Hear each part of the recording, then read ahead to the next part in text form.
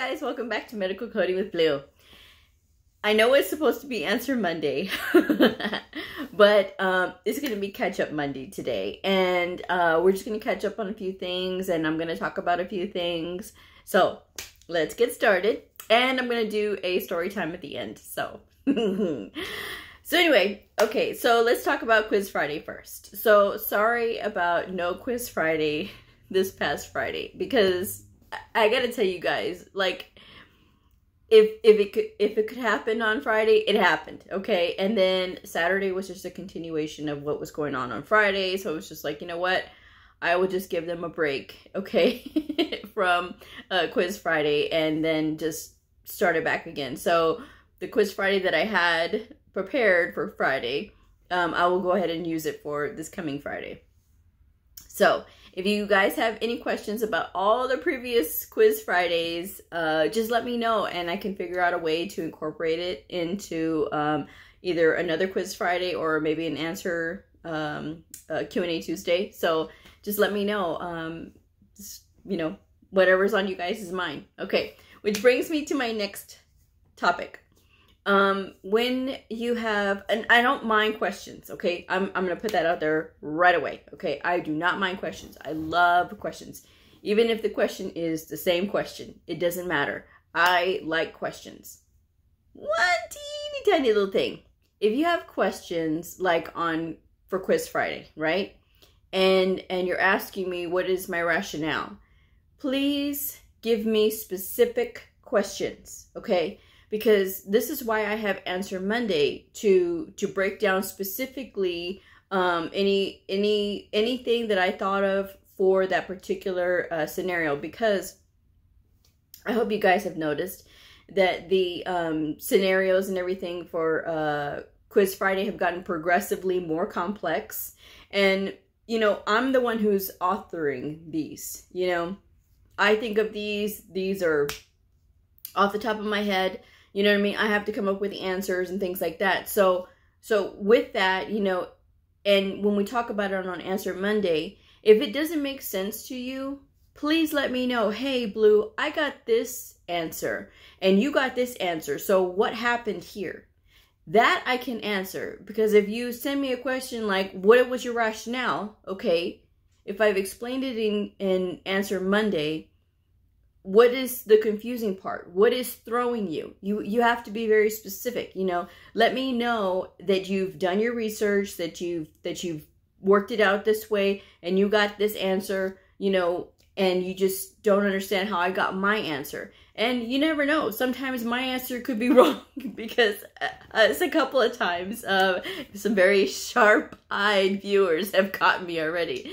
So, and it's fine, you know what I mean? Because, hey, I'm human too, and these things happen. So, you know, just let me know. But please be specific, because, like I said, these are things that, I mean, yes, I come up with these off the top of my head and things like that.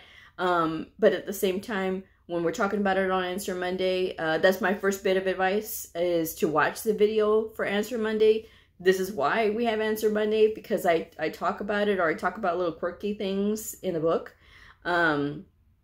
Or I talk about the disease itself, you know. So just be sure to watch the video, and if it still does not make sense, please let me know, okay? And I will discuss it with you for as long as you need, you know. That is not a problem for me, okay? So that's that on that one. There's still time to submit for Q&A Tuesday if you have any questions. Just let me know, and I will be doing Q&A Tuesday tomorrow. And then the other thing is, August is knocking on our door. I mean, like, it's going to be here already. And we are already in the middle of the month. That's freaking crazy to me. So, with that in mind, I'm just letting you guys know now, and I will let you know when it gets closer to time. There's going to be a few days that I will not be filming next month. So, the 8th and the 9th, which is, I believe, is Thursday and Friday, and Monday, which is the 13th, I believe. Yes. No, it may be the 12th. It's the 12th, is Monday. So I will not be filming on those days. This is just a very sentimental time for me, and I just have to have this downtime for me. But I promise I will be back for Q&A Tuesday that following week, which I believe is the 13th. So never fear, you know, I'm not going anywhere. I just need some time off during that time. So, but yes, and I will remind you guys closer to time, so that way, just in case, you know, but don't let that stop you from submitting questions or emails or whatever. I will get back to you. Okay. I just won't be filming during that time. So that takes care of that. And, other than that, everything's been going good. Like I said, it's just been very hectic. I've been, you know, really buckling down at work. I do not leave my office anymore, I feel like. So I was on the phone the other day with one of my coworkers who I used to share the bullpen space with a few years ago when we all worked in that little box. Oh, those bullpens.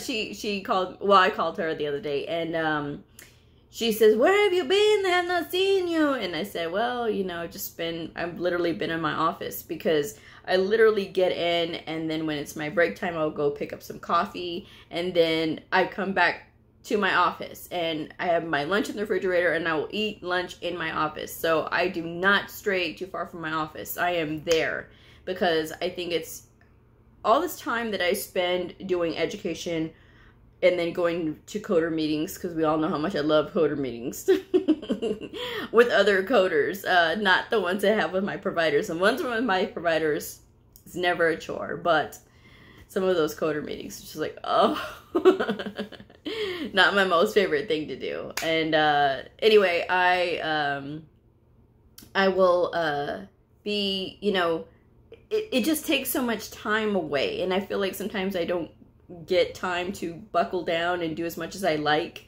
And then if I have a provider that's going rogue, like I have one right now who is going rogue, and by rogue I mean like he's just, you know, not complying with anything that I'm asking him to do. And you will find providers like this sometimes. It's not always going to be rosy all the time. Majority of the time, like 85% of the time, it is really good, you know. But then you have that little bit of time where, you know, providers just sort of start going rogue on you. And a lot of times I can get them back on track. But this particular provider, he's spent a little bit more time off track than I like. And I take it as a personal failing, even though that is completely irrational. It is irrational to think that. But I am the type that I want my providers to be among the best. And I believe that they are among the best. But I want them to be among the best when it comes to documentation and when it comes to code selections and things like that. I want them to be among the best. You know, this is why I don't pester them about stupid things, you know.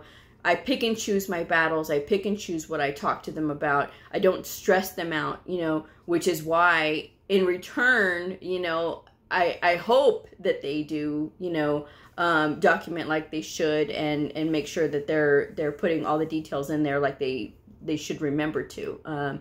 Again, lacerations and things like that, the measurements. You know, these are things that are very small in detail, but they impact the coding, they impact the code selections, and you know, those kinds of things.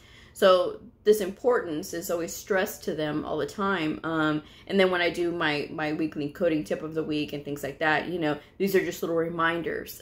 So it's not so much information that it'll bog them down, but it is enough to get them, you know, okay, this little tip, I remember this tip, I remember this tip.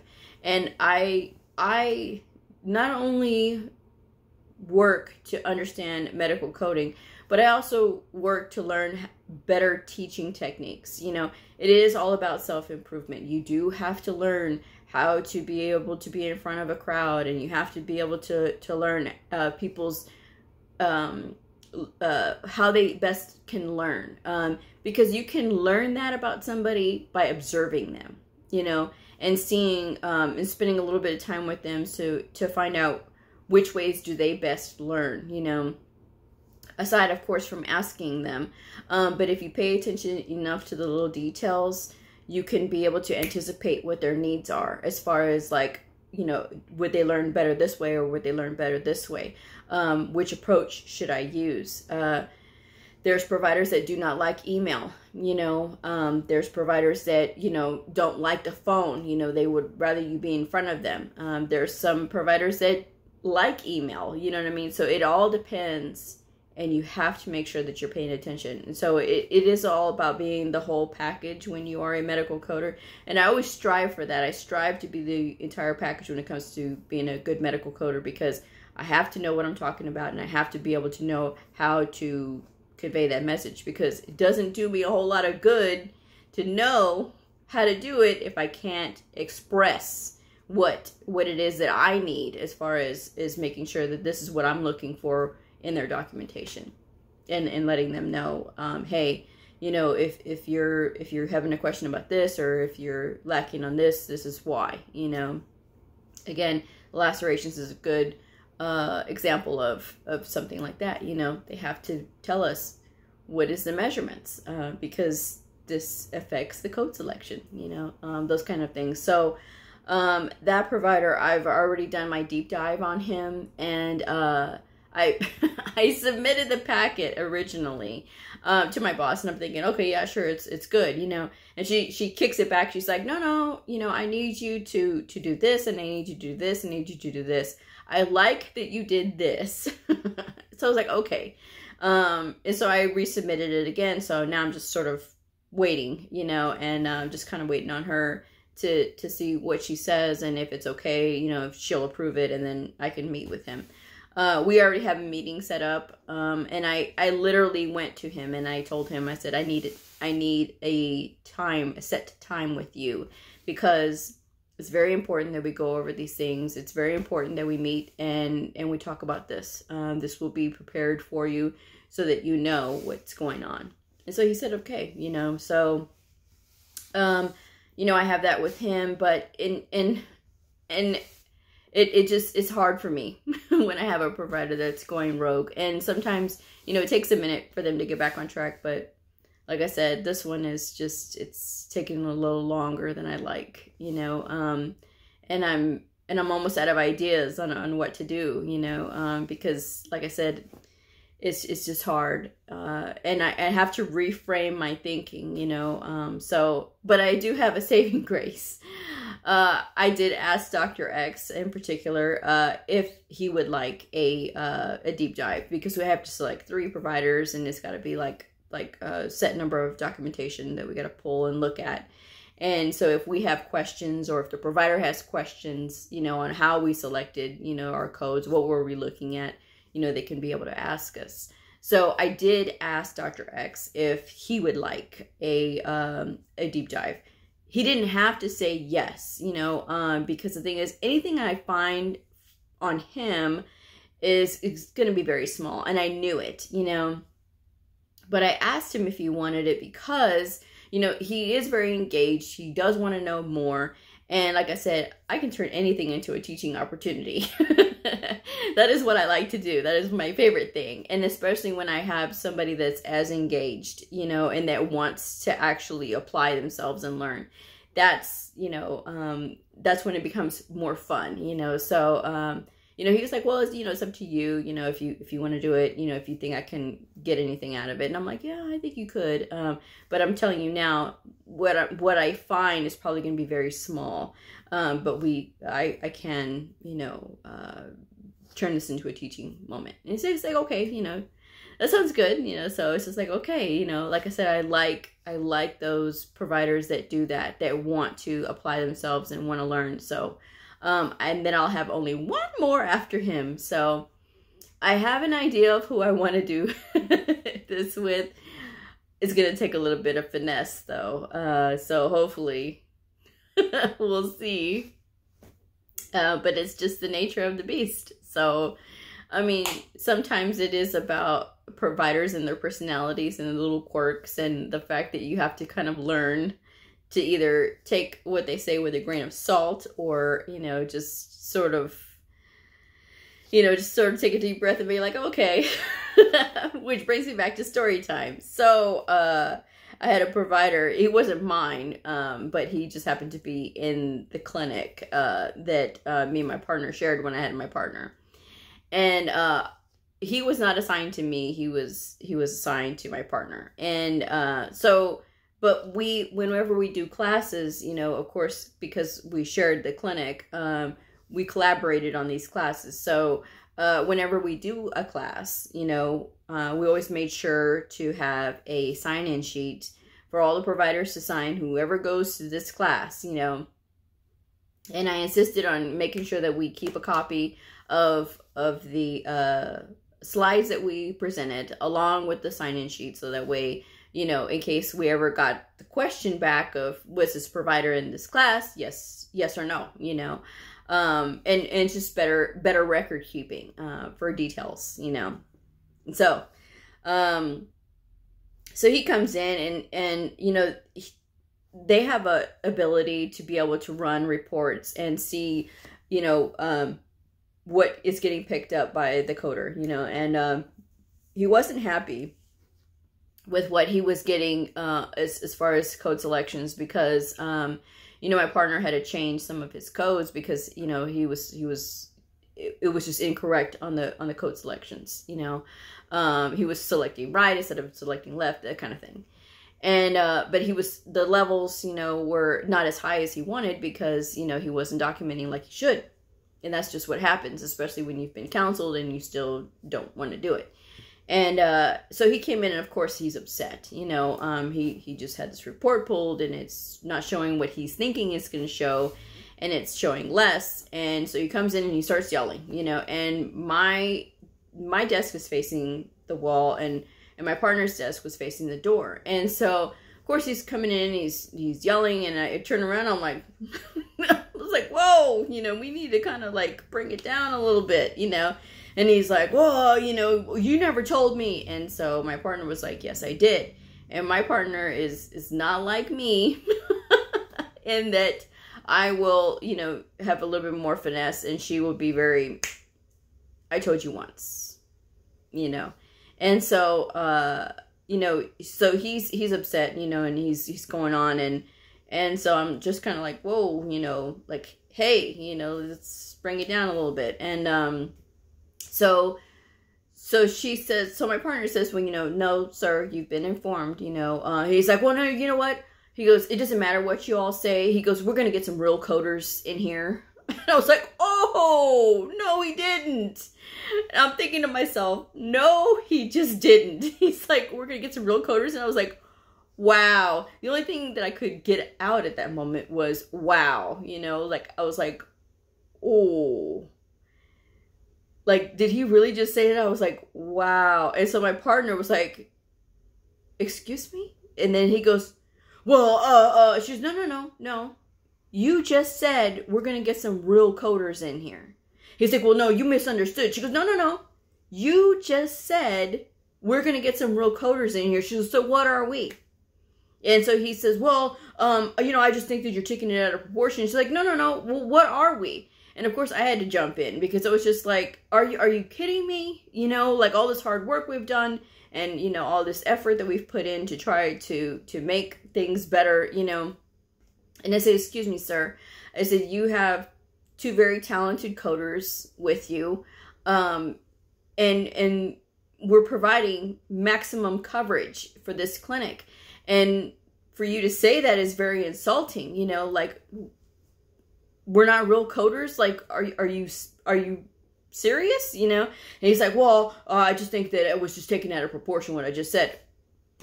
Okay.